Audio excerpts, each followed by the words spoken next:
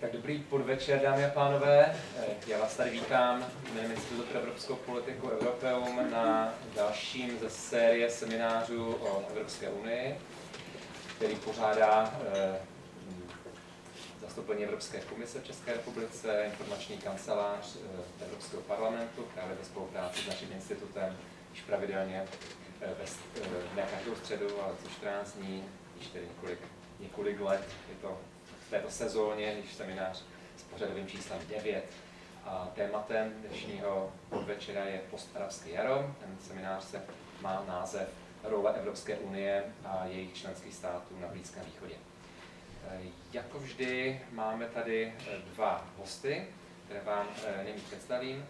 Jako první vystoupí pan Petr Hladík z Ministerstva zahraničních věcí, zvuk se změnil teda způsobem, který je zástupcem ředitele odboru států Blízkého východu a Severní Afriky a který jako první představí tu problematiku z pohledu, řekněme, vládní nebo ministerské. A druhý náš host po mé pravici, paní Lucie Najšlová, která zde zastupuje Institut pro evropskou politiku Europeum a zároveň pracuje na Fakultě sociálních věd Univerzity Karlovy. Tak ta potom naváže na to téma a podívá se na tu problematiku samozřejmě více z akademického pohledu. Po těch dvou prezentacích, které budou trvat jako vždy přibližně 20, maximálně 25 minut, tak bude prostor na vaše připomínky, dotazy, komentáře, které potom vždycky nějakým způsobem se sbíráme a naši hosté se pokusí na ně odpovědět. Chci jenom ještě říct technicky, že prezentace pana Hladíka, PowerPointová prezentace pana Hladíka bude k dispozici potom na stránkách Evropského domu ke stažení, pokud byste měli o ní zájem. A zároveň již po několikáté tento seminář natáčíme na video a to video je k dispozici na YouTube kanálu buď Institutu pro evropskou politiku na našich webových stránkách, nebo je přístupný z webových stránek Evropského domu, pokud byste se na to chtěli podívat nebo to doporučit nějakému známému, který se o to zajímá a nemůže tady dneska podvečer být s námi. Ještě bych vás poprosil, jestli byste mohli stlumit nebo vypnout na mobilní telefony, protože při těch nahrávkách to ruší. Tak, to bylo všechno z mé strany a já předám nyní slovo prvnímu hostu, panu Hladíkovi. Tak, já děkuji moc za slovo. Je pravda teda, že se slyším asi 3krát, ale nevadí. Jak říkal pan kolega, já vám tady teďka něco na začátek zkusím říct, potom mě Lucie opraví a nedivte se, ze začátku budu strohý, omezím se na nějaká základní fakta, protože, jak mi bylo řečeno, první část vystoupení teda bude veřejně přístupná, takže ty kontroverzní věci a případně nějaké moje osobní komentáře, tak ty bych nechal až na tu část další, kdy budeme diskutovat. Tak, já teďka tady vidím jenom ten název, doplněný nějakou fotku. Role EU a jejich členských států na Blízkém východě v souvislosti s takzvaným arabským jarem. A já budu mluvit o reakci, ale na úvod bych předeslal, že reakce následuje vždycky po nějaké akci. Asi vás, stejně jako mě, napadalo, jestli Evropská unie vůbec byla připravena na to, co bylo odstartováno v prosinci 2010, kdy se Mohamed Bouazizi v Tunisku upálil a vlastně celé to spustilo tu vlnu změn v arabských zemích. A použil bych takovou drobnou parafrázi.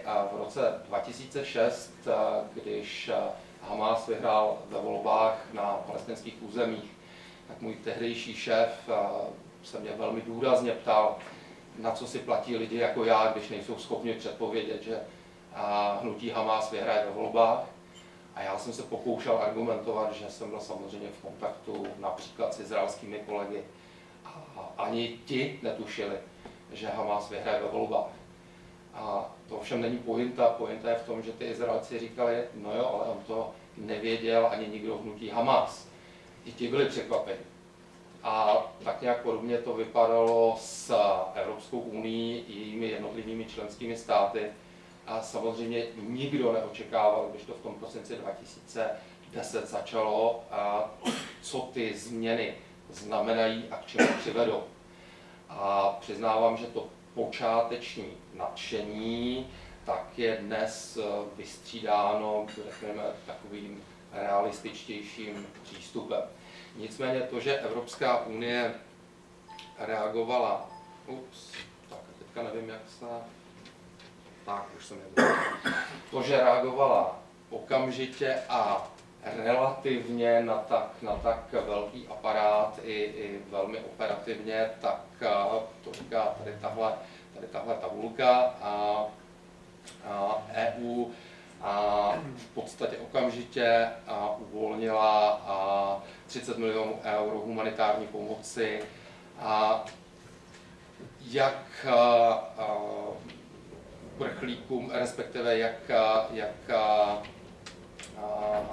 lidem v Tunisku, tak v Libyi a posléze i uprchlíkům, kteří se nacházeli v okolních zemích.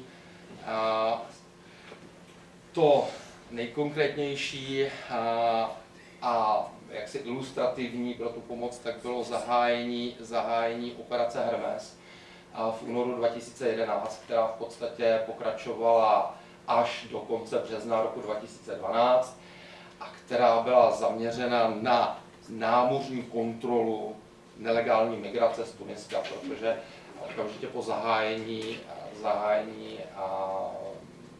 těch událostí v Tunisku, tak následoval velký příliv uprchlíků, zejména do Itálie. A říkám, že to je ilustrativní, protože to samozřejmě byla jedna z motivací Evropské unie a co nejrychleji pomoci v prvním případě Tunisku a samozřejmě zabránit přílivu nelegálních uprchlíků do Evropy. Tak, za chvilku se naučím ovládat myš. V podstatě prvním konkrétním výstupem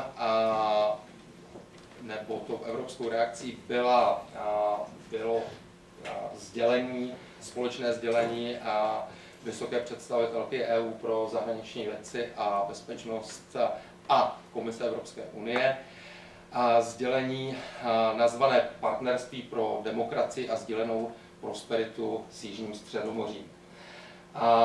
Nebudu vás unavovat s obsahem toho sdělení, ale v zásadě jde o to, že Evropská unie se tam pokusila navrhnout nějakých 25 opatření, které směřovaly na podporu humanitární situace, zvládání právě těch migračních toků, ochranu hranic, demokratizace, mobility a dalších věcí. A v zásadě poprvé tam byl zakotven ten princip more for more, kdy rozsah naší evropské pomoci by měl být podmíněn nějakými viditelnými pokroky v demokratizaci a dodržování lidských práv. A na to, jak je tento princip uplatňován a na co konkrétně se soustředuje, jak jsme v tom uplatňování těchto principů úspěšní, tak bych se zaměřil v té druhé části debaty. Nicméně rozhodně to byl cíl Evropské unie.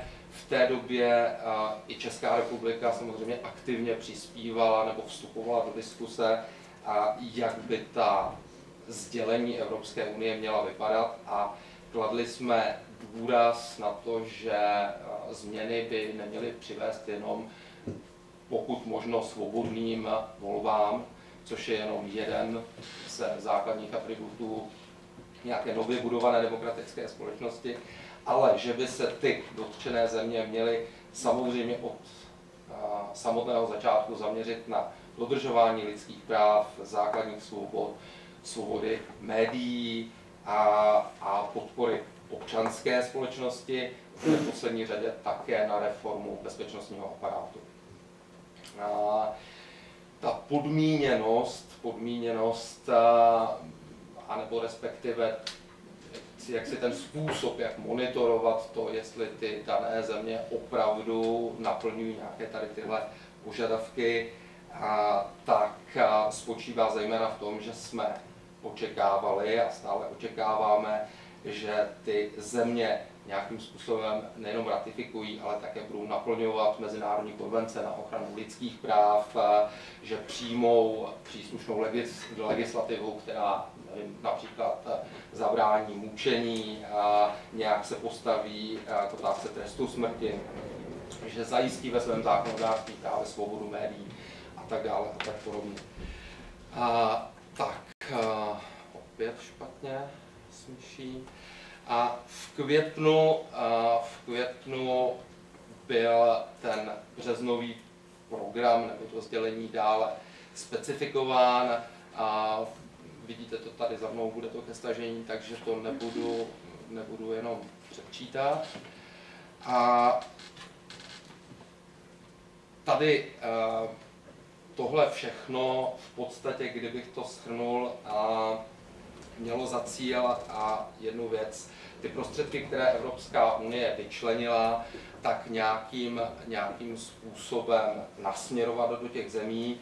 A já nejsem přímo specialista na poskytování transformační pomoci, nicméně pokud se nepletu, tak na ty léta 2011 a 2012 Evropská unie vyčlenila přímo na tu transformační pomoc příslušným zemím cirka 350 milionů eur. Tak, nejednalo se jenom teda o tyhle programy a Evropská unie rozhodla mimo jiné o navýšení objemu půjček z Evropské investiční banky a o celou 1 miliardu eur a bylo také schváleno navýšení objemu půjček, které poskytuje Evropská banka pro obnovu a rozvoj zemí Severní Afriky a Blízkého východu ročně o dalších 2,5 miliardy eur. A k postoji České republiky zase se vrátím až v té další debatě. Tady jak si je vypsáno, že z toho evropského nástroje sousedství partnerství byly sponzorovány tzv. Program Spring, pomoc nejchudším oblastem Tuniska, rozšíření programu Erasmus Mundus a program Neighborhood Civil Society Facility a sousedská pomoc občanské společnosti.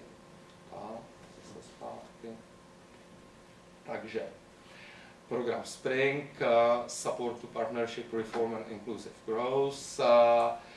Mezi prvními příjemci Tunisko, Egypt, Jordánsko, Maroko. A to je jaksi to, že ta podpora byla, jak bych to řekl česky, country specific. Děkuju, jak říkám, Lucie už opravuje a pomáhá. A stejně tak postupovala Česká republika a je to dáno zaprvé tím vývojem, že k těm změnám docházelo postupně a plus jaksi i v tom zaměření na konkrétní země se projevuje ten princip more for more, to fakt nevím, jak to říct česky, víc za víc. No on se neprojevuje, ale pokračuje. No, já vůbec nekomentuji. Evropská pomoc nejchudším oblastem Tuniska a 20 milionů eur a renovace 100 000 obytných domů v nejchudších oblastech Tuniska, zvýšení dostupnosti finančních služeb, věc, která má rozhodně smysl. A rozšíření programu Erasmus Mundus. V rámci tohoto programu jsou poskytována stipendia.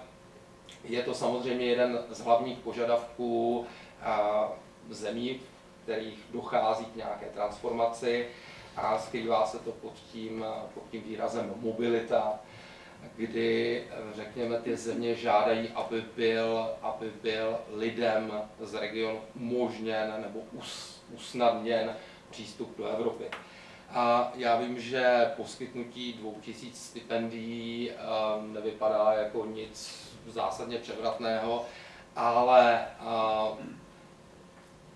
to, že vůbec ti lidé dostávají příležitost studovat na našich univerzitách, seznamovat se s naším systémem a jak si v ideálním případě se posléze vrací do svých zemí a můžou ty zkušenosti sdílet, tak je opravdu velmi, velmi zásadní pomoc pro ty země. Tak a poslední Neighborhood Civil Society Facility, 22 milionů eur, rozvoj občanské společnosti, posílení role nestátních aktérů, nevládních organizací prostředním podpory regionálních projektů a snaha o zprostředkování dialogu mezi nestátními aktéry a vládou v celonárodních otázkách. Já se přiznám, že tady tohle poslední jsem si zvolil jako takový oslí můstek k přechodu k tomu, co dělá Česká republika. My jsme začali jako všichni ostatní v Tunisku, kde se nám podařilo realizovat transformační projekt na téma podpora profesionálních kapacit tuniských novinářů.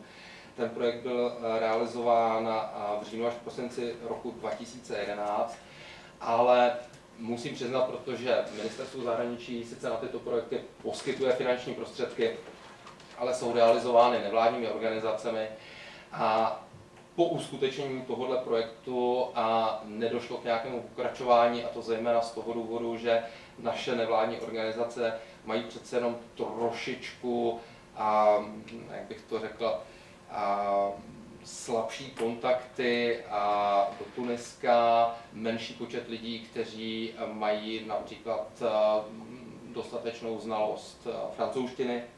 A proto se posléze ta hlavní pozornost přesunula do Egypta. Do Egypta jsme poskytli, nebo snažíme se poskytovat transformační pomoc. Je to v roce 2012, to bylo v řádu asi 3,5 milionu korun, stejná částka je naplánována na letošní rok.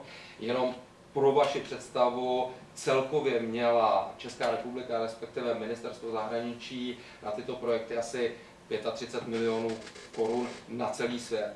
To znamená, já vím, že 3,5 milionu korun a navíc rozdělených na 3 projekty může vypadat jako relativně málo peněz, ale z hlediska toho, jaké máme při úsporných opatřeních a šetření a kolik máme peněz celkově, tak to není zase tak málo.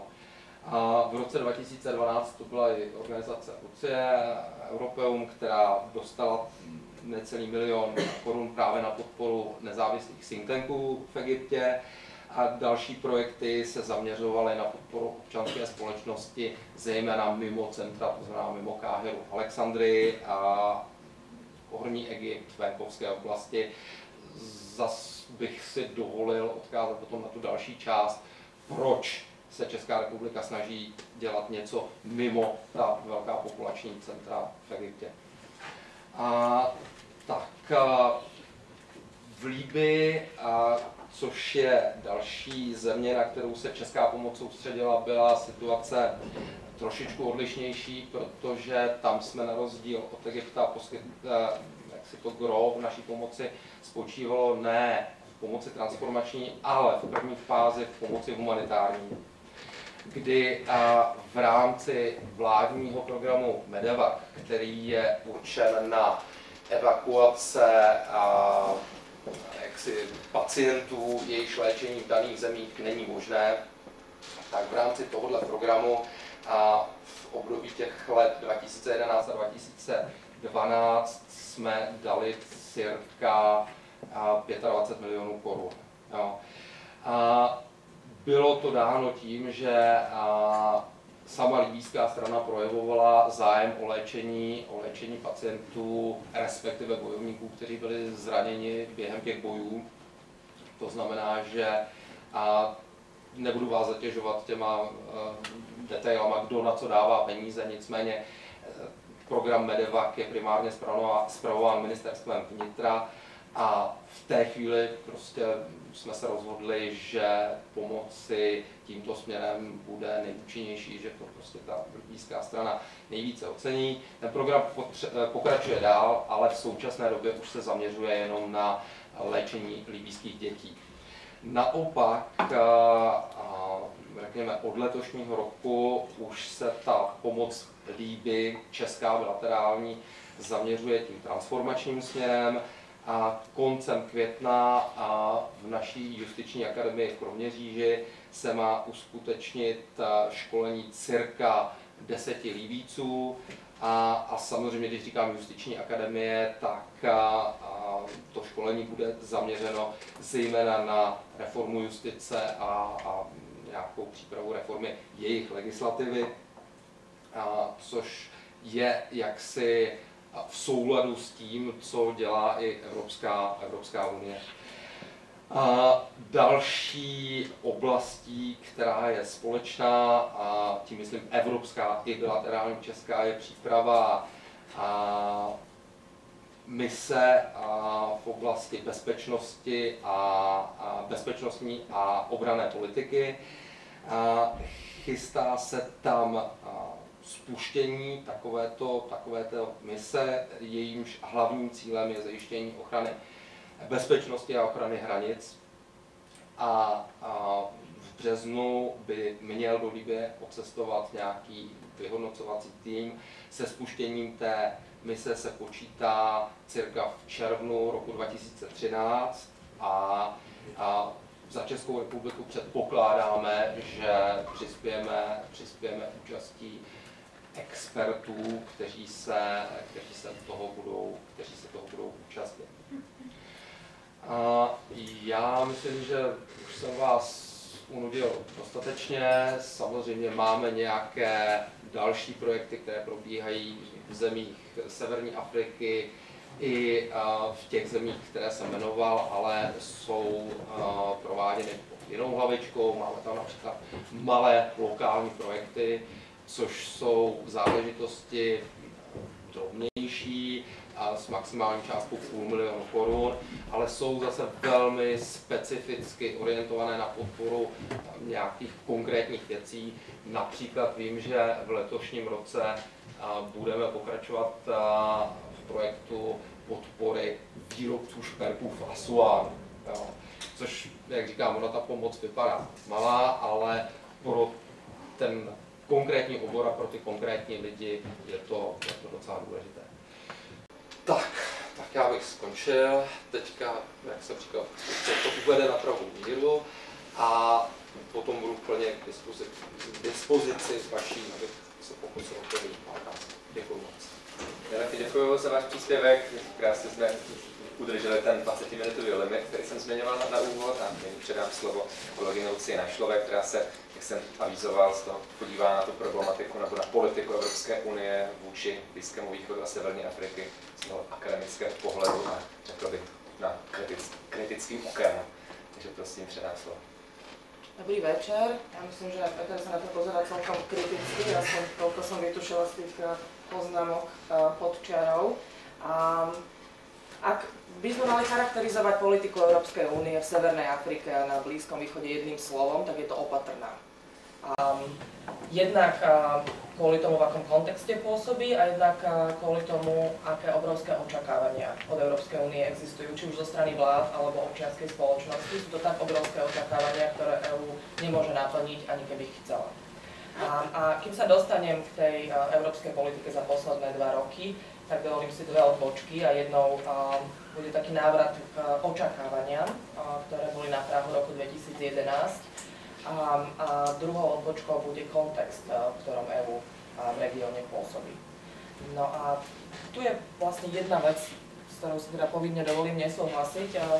A to je, veľmi často sa hovorí o tom, že na začiatku bolo nadšenie z arabských revolúcií a potom sme vytriezveli a došlo k akémusi realizmu. A ja si nemyslím, keď si čítame dobovú tlač, alebo prejavy, či už on the record, ale hlavne off the record európskych politikov. Nemyslím si, že na začiatku panovalo nadšenie, práve naopak, panovalo zdesenie a očakávanie, čo hrozné to môže spôsobiť. A k tým negatívnym očakávaniam samozrejme patrilo poprvé že demokracia v regióne nebude hneď. A to sa potvrdilo, nebude hneď. A myslím si, že rozšírenejšie ešte bolo očakávanie, že tá demokracia tam nebude nikdy, pretože tam nie sú demokrati. A toto je očakávanie, ktoré sa nepotvrdilo. Vidíme to na tisícoch občianskych skupín, ktoré dnes požadujú od svojich novozvolených vlád dodržiavanie sľubov a požiadaviek revolúcie. A takže tí demokrati v regióne určite sú, len bude trvať istú dobu, kým sa vytvoria inštitucionálne podmienky jednak na to, aby sa tí demokrati dostali k moci. A zároveň to bude vyžadovať veľmi dlhodobú a systematickú prácu na vzdelávacom systéme. To je niečo, čo sme doteraz opomínali. A tým nemyslím len univerzitné výmeny, ale myslím vzdelávací systém, základné školy, stredné školy, do ktorých chodí väčšina občanov. A teda je to základné fórum pre výmenu informácií, pre diskusiu. A je to systém, ktorý produkuje tých voličov, ktorí potom môžu k moci doniesť demokratov. Druhou obavou z arabských revolúcií bolo, čo sa stane so štátom Izrael. Panovali rôzne teórie o tom, ako dôjde k jeho väčšiemu ohrozeniu, zhoršeniu bezpečnostnej situácie Izraela v regióne, ktorá nikdy nebola celkom v poriadku. A myslím, že toto očakávanie sa tiež nepotvrdilo. Nakoniec novozvolený egyptský prezident Morsi nedávno zmedioval prímerie medzi Izraelom a Hamasom, za čo ho Západ primerane odmenil. A tretím očakávaním, takým trochu vágným alebo obavou na prahu roku 2011 bolo to, že sa zhorší stabilita v regióne. A teraz je otázka, že ako tú stabilitu definujeme, čo je to tá stabilita, ktorá sa mala zhoršiť. Pretože ak by v tom regióne pred jarou 2011 bola nejaká stabilita, tak si dovolím tvrdiť, že k tým revolúciám by nedošlo. A došlo k nim práve kvôli tomu, že systém, ktorý tam fungoval, bol neudržateľný. Či už z hľadiska dodržiavania občianskych práv, tak z hľadiska ekonomiky, distribúcie príjmov a tak ďalej. Posledné možno očakávanie, a tu by som hovorila možno o očakávaní zo strany európskych aktivistov alebo aj aktivistov v regióne z rôznych mimovládnych organizácií, bolo, že sa možno zmení politika Západu, stane sa inkluzívnejšia. A toto očakávanie sa, myslím, nenaplnilo. To je ten realizmus najviac na mieste. Pretože vo väčšine vecí robíme presne to isté ako Európska únia, ako Spojené štáty, čo sme robili pred rokom 2011, s výnimkou pár kozmetických zmien v grantových programoch, navýšenia pár miliónov v jednotlivých schémach. Ale pokiaľ ide o geopolitické priority, ktoré má Európa aj Spojené štáty v regióne Stredného východu a Severnej Afriky, tie viac menej ostali také isté. Čo znamená, že prvorada je stabilita, bezpečnosť, v preklade nech sa nás to netýka. Pár slov ku kontextu, v ktorom sa pohybujeme a vlastne k nejakým hlavným udalostiam, ktoré sa za posledné 2 roky stali. V tých kľúčových krajinách Egypt, Tunisko, Líbia prebehli voľby. Máme nových prezidentov, nové parlamenty a tak ďalej. Je podstatne väčšia sloboda združovania aj zhromažďovania, zároveň stále dochádza k vážnemu porušovaniu ľudských práv. Kľúčovými výzvami ostáva ekonomika, najmä v prípade najväčšej krajiny regiónu Egypta, kde pomaly každý týždeň počúvame nové správy o tom, ako je na prahu krachu. Nedávno zverejnil Svetové ekonomické fórum správu o bezpečnosti turistických rezortov, kde Egypt padol na najnižšiu priečku zo 140 krajín, ktoré hodnotili, čo je veľký výkričník, pretože veľká časť príjmov Egypta pochádza práve z turizmu. A na druhú stranu je celkom zaujímavá informácia, že od apríla tohto roku sa jedna z najväčších prepravných spoločností na svete, dánsky Maersk, rozhodla využívať namiesto panamského preplavu práve preplav Suezky. To znamená, že tá bezpečnostná situácia nie je problémom pre každého. Každopádne uvidíme, či naozaj k tomuto dojde, ako sa to bude vyvíjať. V Egypte konkrétne stále pokračujú demonštrácie proti novej vláde a novému prezidentovi. A zaujímavosťou a možno trochu paradoxom je, že na jednej strane hovoríme o prezidentovi, ktorý vzýšiel z demokratických volieb a Európska únia potvrdila, že voľby prebehli férovo, mierovo, v súlade so všetkými našimi kritériami. A na druhej strane ľudia, ktorí vyšli na začiatku roka 2011 na Tahrir, nie sú spokojní s politikou novej vlády a očakávajú, že v tomto smere nejakým spôsobom zasiahne aj Západ. Keď sme minulý rok priviedli egyptských aktivistov aj na ministerstvo zahraničných vecí, tak jedným z hlavných odkazov, ktoré mali pre našich diplomatov, bolo pomôžte nám k tomu, aby sa s nami bavili naši vlastní zvolení lídri, pretože napriek tomu, že v Egypte máme nové demokraticky zvolené štruktúry, tak tie sa odmietajú baviť s vlastnou občianskou spoločnosťou. Takže je ten problém a ten problém spôsobuje trochu aj, alebo jeho dôsledkami, ale aj príčinami je trochu paradoxný, nevyriešený vzťah so Západom. A od toho Západu, čiže aj od tej Európy, na jednej strane existujú obrovské očakávania, na druhej strane Egypťania odmietajú vmiešavanie Západu do svojich vnútorných vecí. Ja si dovolím zacitovať teraz z prejavu Gamily Ismailovej, ktorá je v opozičnej egyptskej strane ústavy, strana Mohameda al-Baradeja, z prejavu, ktorý mala pri nedávnej návšteve amerického ministra zahraničných vecí Kerryho a v českom preklade od Terezy Spencerovej z Literárnych novín. Naše země není pokusné morče. Dříve ste podporovali polovojenský režim, nyní podporujete poloteokratický režim tak, aby oba režimy plnili roli, kterou jste od nich vyžadovali. Podporovali jste Mubaraka až do posledního dechu. Můžete naši revoluci považovat za povstání, jak jste ji označil ve svém projevu, ale pro nás je to revoluce, která stále trvá.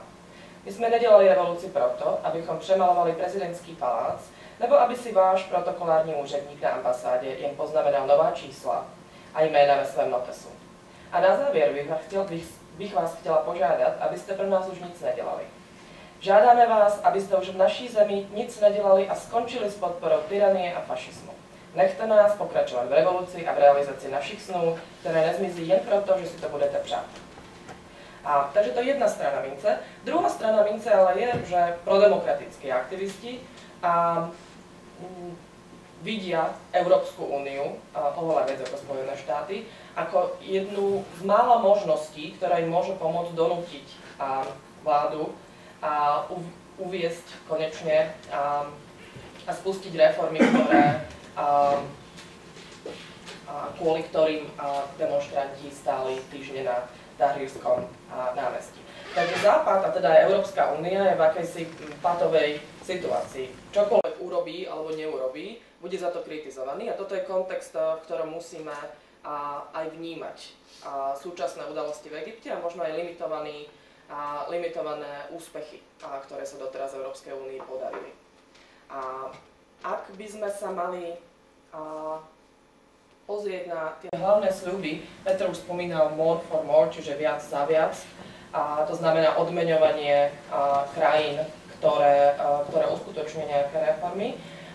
Európska únia však prišla ešte s ďalším skvelým sloganom, ktorý sa volá 3M, Money, Markets and Mobility, čiže peniaze, trhy a mobilita. A ak by sme mali tu robiť veľmi dôkladný audit, tak veľmi vysoko nad nulu sa bohužiaľ zatiaľ nedostaneme. A pokiaľ ide o peniaze, dlhodobo platilo, že Európska únia bola v regióne viac platcom ako hráčom. Čo súvisí jednak s našou neschopnosťou mať spoločnú zahraničnú politiku a takisto aj s konkrétnymi geopolitickými záujmami vybraných európskych krajín. Po roku 2011 po arabských revolúciách EÚ zvýšila svoju podporu, jednak pre občiansku spoločnosť, čiastočne pre vlády. Veľkou položkou je humanitárna pomoc. Najväčší zrejme konflikt v regióne je kríza v Sýrii, ktorá už vyprodukovala zhruba 1 000 000 utečencov a tam vieme reagovať iba peniazmi. Všetci tí utečenci, alebo väčšina tých utečencov ostáva v regióne, v Turecku, v Jordánsku, v Libanone, niektorí sú v Iraku alebo menej v Egypte. Každopádne Európska únia neponúkla a že si niektorých z týchto utečencov zoberieme, kým sa konflikt skončí, ale ponúkla finančnú podporu krajinám, ktoré ich zatiaľ nejakým spôsobom ubytovali. Chcem ešte pripomenúť, že najmä pokiaľ ide o krajiny ako Jordánsko alebo Libanon, je to obrovská záťaž, pretože to sú krajiny, ktoré už v minulosti prijali niekoľko vln palestínskych utečencov. Takže je otázne, že či sa ďaleko dostaneme iba ponúkaním peňazí. Pokiaľ ide o peniaze, tak tam je ešte jedna veľmi zaujímavá dilema v európskej politike. A to je tá diskusia o tom, že či tie peniaze budeme dávať občianskej spoločnosti alebo vládam.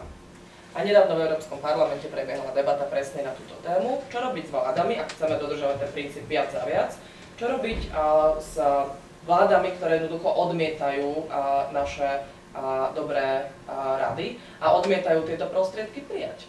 No a časť návrhu je, že tie prostriedky európskych daňových poplatníkov by tým pádom mali byť presmerované na občiansku spoločnosť.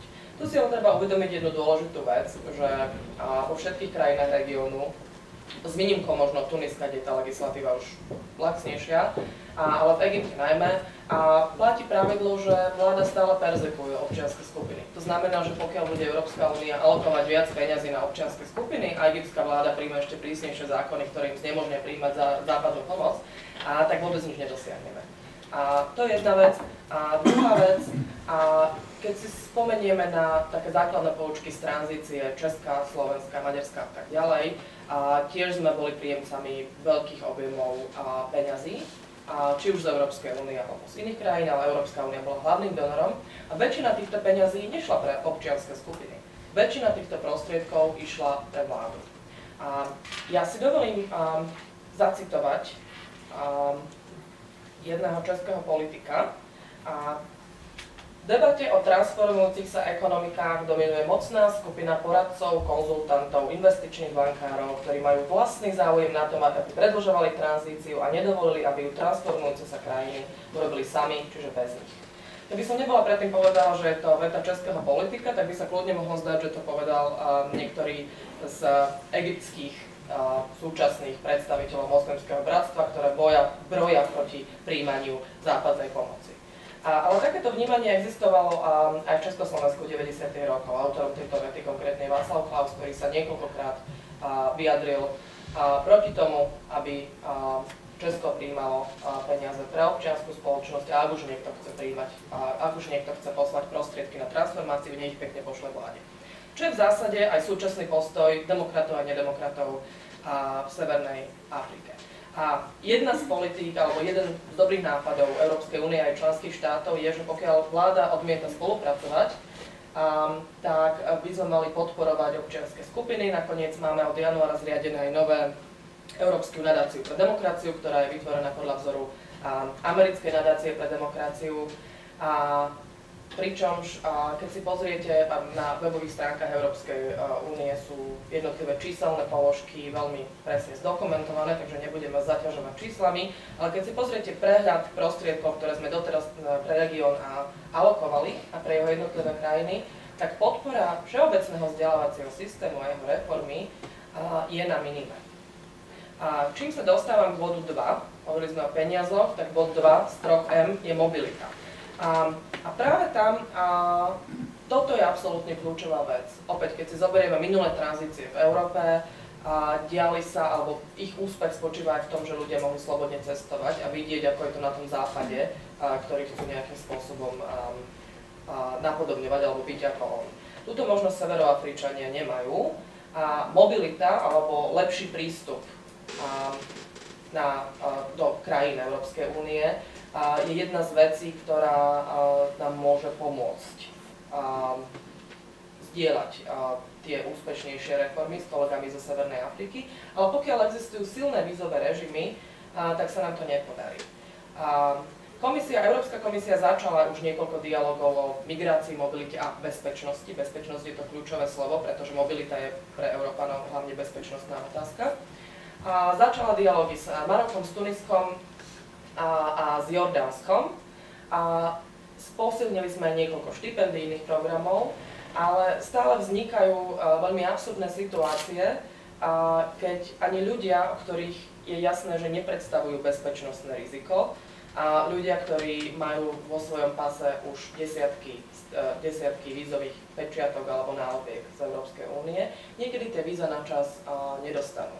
Veľmi kuriózna situácia vznikla pred pár týždňami v Bruseli, keď sme mali diskusiu presne na túto tému s kolegami z európskych inštitúcií a z niektorých severoafrických krajín a kolega z Egypta, hoci o víza požiadal na čas, splnil všetky predpoklady a už niekoľkokrát cestoval do viacerých krajín Európskej únie, jednoducho víza nedostal. Čiže aj takto možno hodnotiť položku mobilita v prísľube Európskej únie. No a posledné z tých troch M sú trhy. A tam si myslím, že tiež stojíme na začiatku veľmi dlhej cesty. Pre severoafrické krajiny je prístup na trhy Európskej únie, ktoré sú teda chránené najmä v tých produktoch, ktoré by sa im oplatilo vyvážať, spomenieme si na spoločnú poľnohospodársku politiku a tak ďalej. A ten prístup na trhy môže byť veľmi zaujímavým riešením ich ekonomických problémov. A takisto môže byť aj zaujímavým riešením cien potravín v Európskej únii. Čiže nie je to, ak by sme úspešne dokázali vytvoriť spoločnejší trh aj s krajinami Severnej Afriky, nie je to niečo, na čom by Európa mohla stratiť. Ale rokovania, ktoré by viedli k spoločnému trhu s vybranými krajinami Severnej Afriky vo vybraných produktoch, sú stále ešte len v zárodku, a to sa bavíme len o Maroku, Jordánsku a Tunisku. S Egyptom, napriek tomu, že už smernica preto existuje, sme tie rokovania ešte nezačali. A jedna z najdôležitejších vecí, a tu opäť vidíme príklad východnej Európy, východného susedstva, že to, ako sú doteraz nadizajnované podmienky, ktoré musia susedné krajiny splniť na to, aby mohli vstúpiť do jednotného trhu alebo čiastočne spoločného trhu s Európskou úniou, a si vyžadujú strašne veľa reforiem. Tie reformy sa nedajú urobiť v krátkom časovom horizonte. V krátkom časovom horizonte nebudú ani ekonomicky výhodné pre tieto krajiny. A čo je ešte oveľa dôležitejšie, v mnohých z našich susedných krajín, hlavne pokiaľ hovoríme o Severnej Afrike, neexistuje dostatočná expertíza a vnútorná debata o tom, čo je to vlastne Európska únia, čo od nej môžeme chcieť, čo nám môže ponúknuť. A toto je ďalšia vec, ktorú sme ako únia robiť ešte nezačali. Nezačali sme tieto diskusie o trhoch, nezačali sme ich podporou expertných kapacít a tým sa opäť vraciam k vzdelávaniu. Predpokladám, že hovorím strašne dlho. Dobrý, no. Dobre, prejdem záverom, aby sme mali viac priestoru na diskusiu. A tie závery sú dva. V prvom rade by dilema nemala byť o tom, či arabské revolúcie alebo teda arabské krajiny, ktoré prešli revolúciami, podporovať alebo nepodporovať. Samozrejme, že podporovať, je to naše susedstvo. Čokoľvek sa tam stane, má na nás nejaký vplyv. A tiež by sme nemali riešiť dilemu, či podporovať štát alebo občiansku spoločnosť. Isté občianske skupiny podporu potrebujú, ale tým kľúčovým meniteľom a transformátorom je vždy štát. Mimovládne organizácie, aktivisti neprijímajú zákony a nemajú moc na to, aby ich implementovali. A to znamená, že musíme nájsť spôsob, ako pomôcť štátu tak, aby pomohol svojim ľuďom a nie ho obchádzať.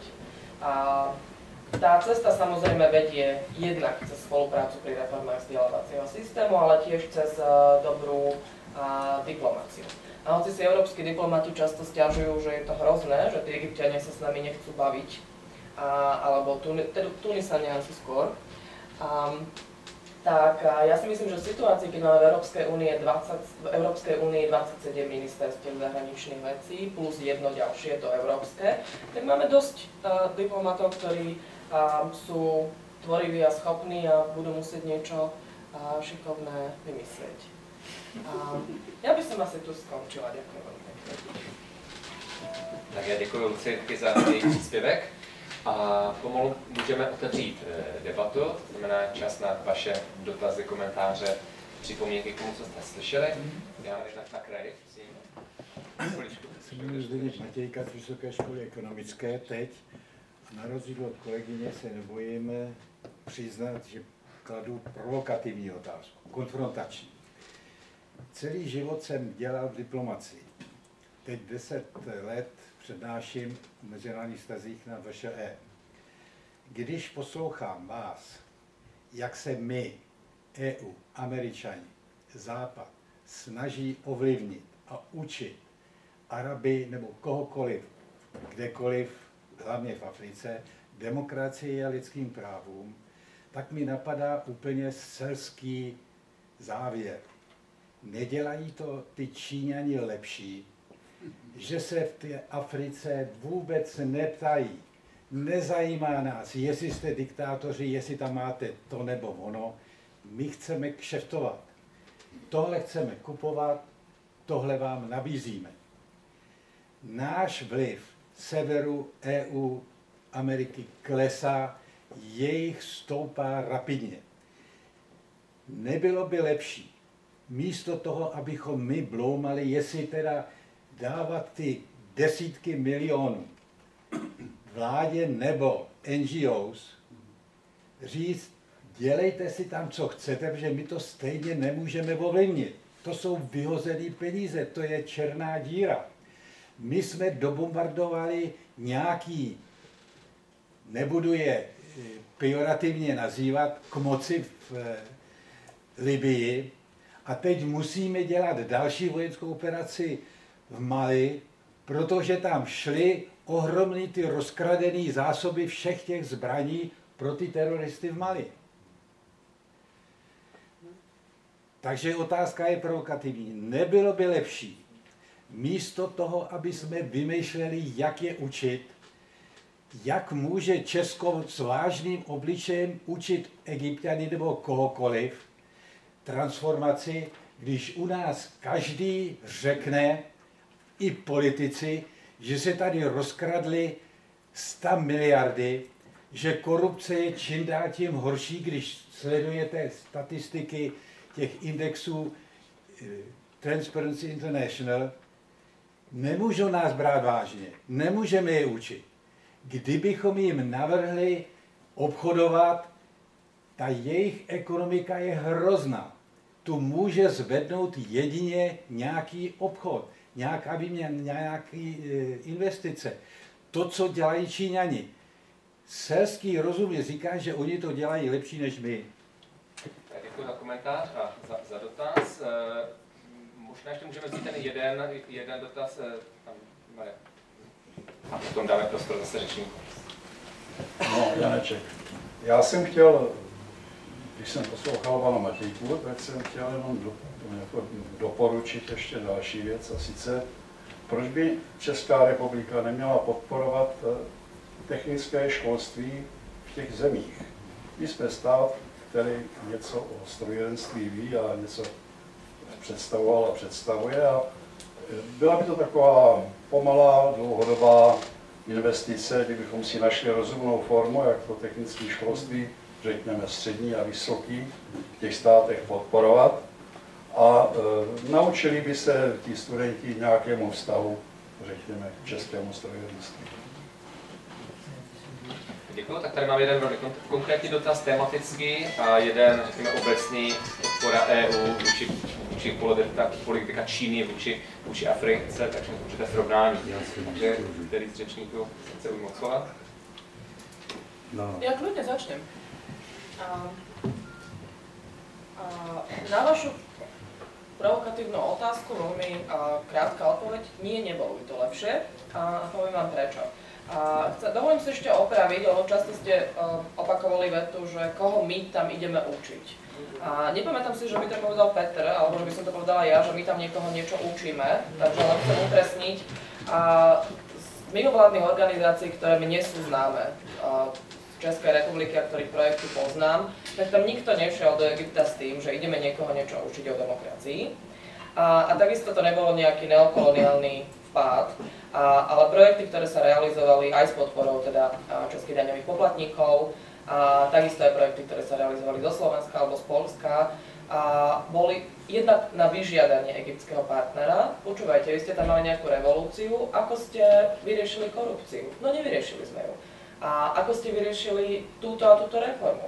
A tam nikto nenosil Egypťanom alebo Tunisanom popodnosť medové motúzy o tom, ako je tu krajší svet a všetko sme za 20 rokov úspešne vyriešili. Vôbec nie. Vôbec nie. My sme zdieľali skúsenosti a zdieľali sme ich na základe požiadavky, dopytu partnerov. To je prvá vec. Druhá vec, či ísť niekde iba s obchodnou politikou. Áno, čiastočne trhy sú riešením, ale to sme ešte nedoriešili, bohužiaľ. Ani ako Európska únia, ani ako jednotlivé členské štáty. Ale robiť iba biznis, ako tí Číňania, nemyslím si, že by sme sa potom vedeli pozrieť do zrkadla a byť ďalej hrdí na tie skvelé európske hodnoty. Pretože obchod môže vyriešiť časť vecí, ale myslím si hlavne ako krajina, ktorá prešla režimom, ktorý bol zvrátený a škodlivý pre mnohých ľudí a mnohí mu padli za obeť, tak máme určitú povinnosť podporovať, lebo to máme v pamäti. Takže máme určitú povinnosť podporovať aj niečo iné ako obchodnú výmenu. Čo nevylučuje obchodnú výmenu a tiež si myslím, že zlepšenie prístupu na naše trhy môže byť oveľa efektívnejšie ako mnohé demokratické tréningy alebo workshopy a tak ďalej. Pokiaľ ide o otázku týkajúce sa technického školstva, takto myslím si, že akákoľvek podpora vzdelávacieho systému by mala byť veľmi jasne naviazaná aj na trh práce. Čo je problém, v mnohých susedných krajinách sa robili rozvojové projekty, ktoré vyškolili mnoho nových pracovníkov a pre tých pracovníkov nebola práca. To sú tie povestné kaderničky alebo kozmetičky v utečenských táboroch v Gruzínsku a tak ďalej. Čiže určite podpora vzdelávacieho systému, áno, niekoľkokrát som to zopakovala a zároveň si myslím, že najmä pokiaľ ide o technické smery, tak to treba veľmi dôsledne previazať s politikou zamestnanosti. Děkuji. Děkuji a máme ještě další prostor pro další dotazy, takže tady. Dobrý deň, Lenka Hlaváčová, FSB. Ja by som sa chcela spýtať, vy ste spomínali tú otázku sýrskych utečencov, že by im bolo vhodné pomôcť v tejto oblasti aj inak ako finančne, ako to robí Európska únia, ak teda nemýlim. A že krajiny okolo, ako je napríklad Libanon alebo Jordánsko, už prijali toľko palestinských utečencov, že by to znamenalo ďalšiu demografickú zmenu pre nich. Nemyslíte si ale, že by nejaký prínos ich, alebo prevezenie ich do Európy alebo do Európskej únie znamenalo pre nich možno ešte väčší problém pre tých samotných utečencov, pretože v krajinách, ktoré nemajú taký veľký počet, dajme tomu ako je Česká republika, Slovensko, tak tá integrácia by prebiehala oveľa náročnejšie, pretože tá jazyková bariéra tam je veľká. A potom ďalej tie krajiny, ako je napríklad Veľká Británia, Francúzsko, tak tu už majú taký veľký príval práve nie utečencov, ale imigrantov z arabských krajín, že by to aj pre nich znamenalo dosť značnú demografickú zmenu už tiež. Ďakujem. Díky. Nevidím další dotaz, takže si myslím, že můžeme odpovědět. To bylo asi mířený primárně na Luci. Ten status utečenca je mienený ako dočasná záležitosť. Veľmi často, žiaľ, v prípade konfliktov na Blízkom východe, tí utečenci nie sú dočasní, pretože konflikty sa ťahajú napríklad ten izraelsko-palestínsky. To, čo hovoríte, áno, predstava, že nám teraz príde 1000 Sýrčanov na Slovensko pri katastrofálnej slovenskej imigračnej politike a integračnej politike, neviem, či by to pre nich bolo najlepšie. Zároveň je to dobrá príležitosť zamyslieť sa nad tým, či by aj štáty, ktoré neboli tradičnými príjemcami ľudí zo Severnej Afriky alebo z Blízkeho východu, nemali trošku ukazovať solidaritu. No, o tomto sa vedie na pôde Európskej únie už dlhšie obdobie debata. A keď sledujeme logiku európskej integrácie, že tá integrácia sa vždy pohla bližšie, vždy keď bola nejaká kríza. Keď nebola kríza, tak nikto nemal potrebu sa viac solidarizovať a robiť niečo spoločné a nadnárodné. Tak ja si myslím, že toto je veľmi dobrá príležitosť začať o tom hovoriť. Pretože aj keď si zoberiete podmienky, v ktorých žijú dnes tí utečenci v Jordánsku, tak nie je to nič želateľné. Určite to nie je niečo, kde by chceli žiť dlhšie, ako je to nevyhnutné. A tiež tí ľudia neodchádzajú zo Sýrie kvôli tomu, že by sa im už nepáčilo byť doma. Jednoducho odchádzajú kvôli tomu, okrem toho milióna ľudí, čo je vonku, je tam teraz, nie som istá, či je to 2 milióny plus minus vnútorných vysídlencov. Čiže oni prechajú pred konfliktom, o ktorom dúfajme, keďže je taký tak veľmi násilný, nebude trvať veľmi dlho a budú sa môcť niekedy domov vrátiť. Takže len toľko to myslím. Díky. Já se ještě zeptám publika jednou, jestli máme nějaké další dotazy. Tak prosím, tady v první, druhé řadě. Děkuji moc krát, dobrý večer. Petra Rejna, prostorovala jsem teda kolegyně Petra Hladíka z Ministerstva zahraničí. Měla bych pár otázek. K tím uprchlíkům jenom Lucie Majšlová říkala, že právě Evropská unie se neprojevila zrovna úplně solidárně s tím, že bychom se vzali uprchlík k nám do Evropské unie a radši jsme podpořili postavení uprchlického tábora v Jordánsku. A já jsem zrovna teda zaznamenala v roce 2011, že Slovenská republika nabídla, že se vezme 5 uprchlíků z Libye. Nevím, jak to tady skončilo, ale přece jenom nevím, jestli to úplně jako ta situace byla, nebo jako je dobré být tak skeptický. A potom jsem se chtěla zeptat, vy jste citovala vlastně z proslovu egyptské představitelky o tom, že vlastně Egypt nepotřebuje pomoc a tak dále. Přece jenom Egypt je v regionu docela hodně složitým partnerem a byl i před revolucí a je i po revoluci. Mě by možná z vašeho akademického pohledu, protože Petra Hladíka se ptát nebudu, protože oficiální pozici z České republiky znám, ale zajímalo třeba hodnocení transformace nebo arabského jara třeba v Tunisku, více než v Egyptě, což je složitější případ a přece jenom Tunisko je v rámci arabského jara taková jakoby možná vyvyšovaná země, co se týká největšího pokroku, nebo nejvíce se na ní ukazuje. A potom vy jste taky zmínila takzvaný NGOismus našeho bývalého prezidenta Václava Klause. S tím, když při transformaci v 90. letech říkal, že transformační pomoc peníze Evropské unie by měly jít vládě a ne neziskovým organizacím. Já se přesto domnívám, že je velký rozdíl vlastně mezi neziskovými organizacemi a občanskou společností v Evropské unii a mimo Evropskou unii, protože přece jenom v České republice proběhly demokratické volby a do parlamentu, prostě do vládě bylo jmenování jakoby demokraticky legitimně zvolení představitelé obyvatelstva, na rozdíl od občanské společnosti, nebo na rozdíl od voleb, které probíhají jakoby relativně demokraticky mimo Evropskou unii, kde občanská společnost nebo ty neziskové organizace přece jenom jsou spíše jakoby opravdovějšími zástupci opozice nebo prostě jinšího smýšlení. Tak mě docela i překvapilo vlastně, že paní Bednářová z Člověka v písni řekla, že občanská společnost může vlastně jen málo ovlivnit a možná by mě zajímal i pohled jiných neziskových organizací tady v sále, jak vlastně třeba mobilizovat lépe místní občanskou společnost zemí Severní Afriky nebo prostě Jižního Středomoří obecně a pomoci jim spíš se jako mobilizovat, aby nebyly jenom občanskou společností, která sleduje jenom třeba jednu úzkou tému, ale aby se třeba i více politicky angažovali nebo více se snažili prosadit právě jako doopravdy opozice nebo jako nezisková organizace, která je více zaměřená. A poslední otázka, tak klidně může být na vás, na oba, protože jste hovořili o V4. Mě by docela zajímalo, častokrát se v médiích i občanské společnosti, i tak mezi rezorty České státní správy i V4 právě hovoří o tom, že Česká republika a Slovenská republika mají transformační zkušenosti z 90. let, jestli vůbec v jiném společenském a politickém kontextu je to naše transformační zkušenost přenositelná v rámci Evropského jara. Děkuji moc. Můžu dát první prostor Luci, adresováno v té první části. Skúsim stručne, ďakujem veľmi pekne.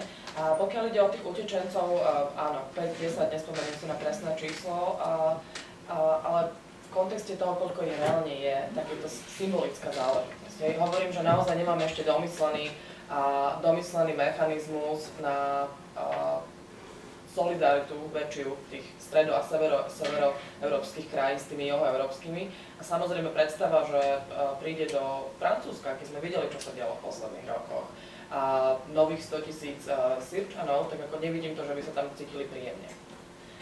Ale hovorím, že je to príležitosť pre nás, ako trochu viac uvažovať. A tiež to nie sú ľudia, z ktorých nemôžeme nič mať. Mnohí z nich sú kvalifikovaní, zároveň máme v Európe demografický problém a tak ďalej. Do toho sa nechcem púšťať, ako tú líniu argumentácie asi poznáte.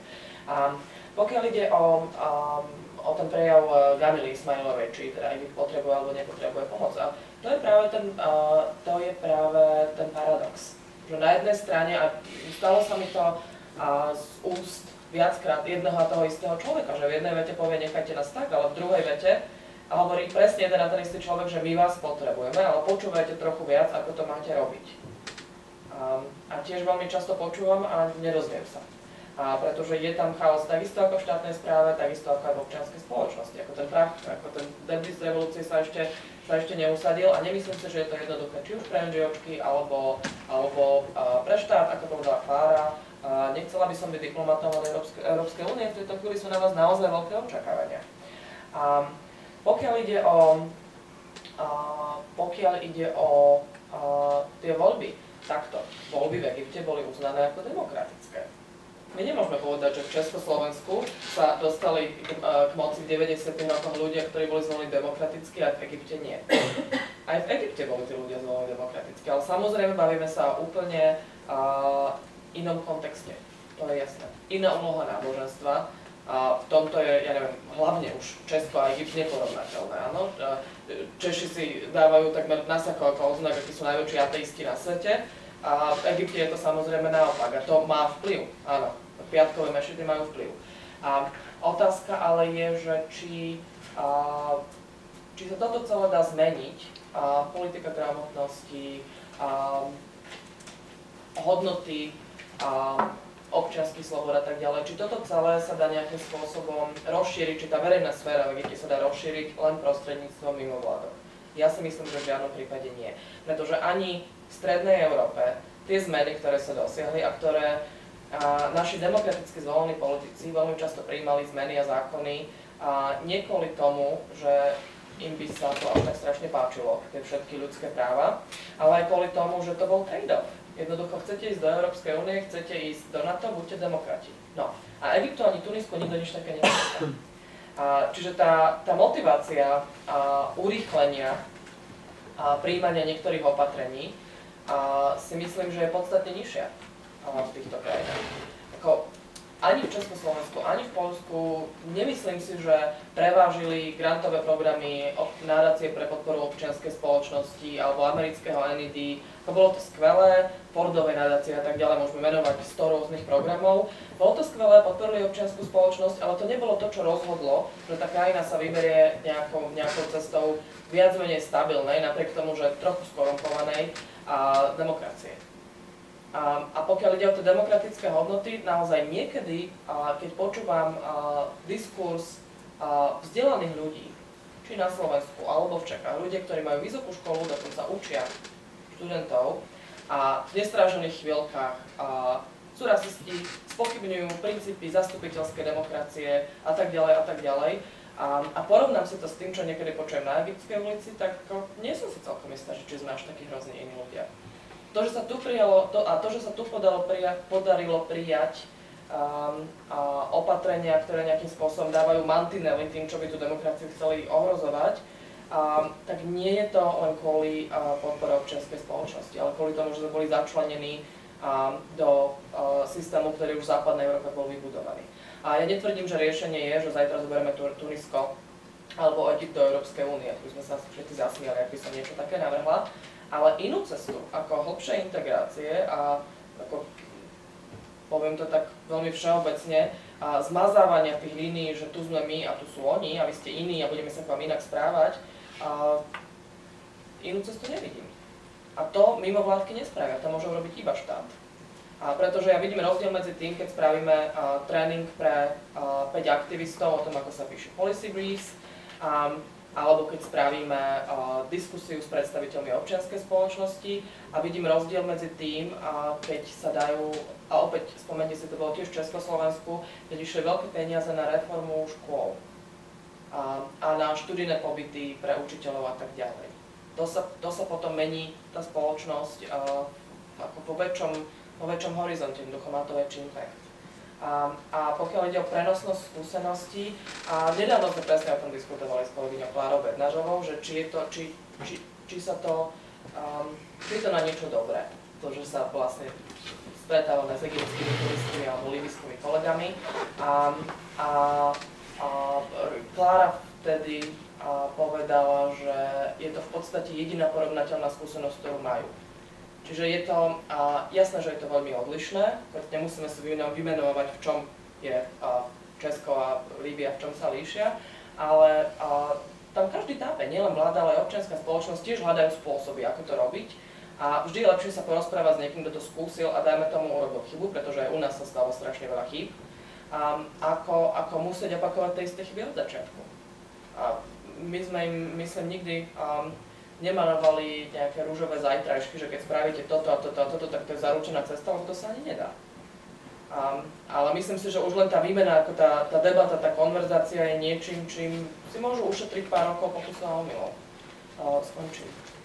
Takže děkuji za poslední slova našich řečníků i za vaše dotazy. Ještě než se rozejdeme, tak bych vás chtěl pozvat na další seminář, který se zde v tomto prostoru uskuteční za 14 dní. Téma bude ekonomické, název je Státní členské státy, ekonomickou a fiskální suverenitu, otazník, takže se budeme bavit o nových iniciativách Evropské unie v hospodářských otázkách. A za dalších 14, to znamená za měsíc, 10. dubna, bude seminář číslo 11. Tématem bude obranná politika Evropská unie, NATO a obranná politika. Takže vás zvu na oba tyto semináře. Ještě na závěr bych vás ještě poprosil, kdo jste se nezapsal do prezenční listiny, abyste tak udělali pro náš dobrý pocit a povinnosti, které máme s tím spojené. A úplně na závěr vám chci moc poděkovat za to, že jste přišli, za vaše dotazy a já myslím, že dnešní seminář byl velmi zajímavý, aspoň já ho tak osobně si dovoluji zhodnotit. Takže děkuju a hezký večer.